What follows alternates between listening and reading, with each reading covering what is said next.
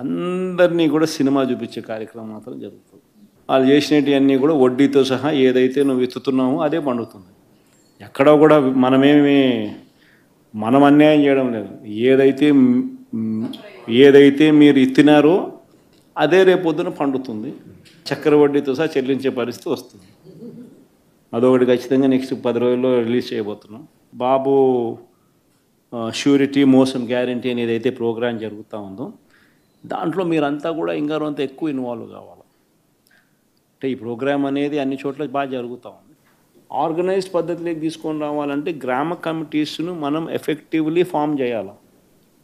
Effectively మనం form చేసే ఒక అవకాశం దీనివల్ల మనకు వచ్చింది ఈ ప్రోగ్రాం వల్ల.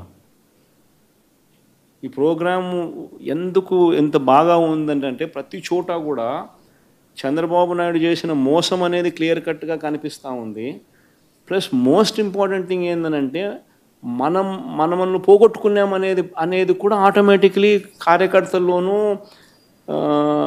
శ్రేయోభిలాషుల్లోనూ ప్రతి గ్రామ స్థాయిలోనూ కూడా అది విపరీతంగా కనిపిస్తుంది.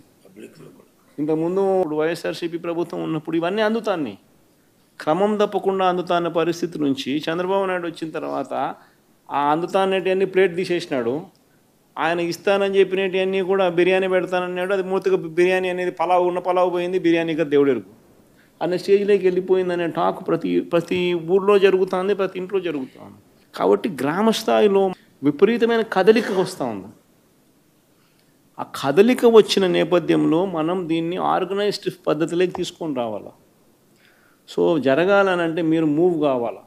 ఆర్గనైజేషన్ ఇంకా రాబోయే రోజుల్లో అగ్రెసివ్గా ఇక యాక్టివిటీస్లోకి ఇన్వాల్వ్ కావాల్సి వస్తుంది. సో ఆర్గనైజేషన్ యాక్టివిటీస్లోకి ఇన్వాల్వ్ అయ్యే పరిస్థితి వచ్చే టయానికల్లా గ్రామ కమిటీస్ను పూర్తిగా 100% ఎఫిషియెంట్గా ఫామ్ చేయండి. దాంట్లో మీరు క్రియాశీలక పాత్ర పోషించాలి.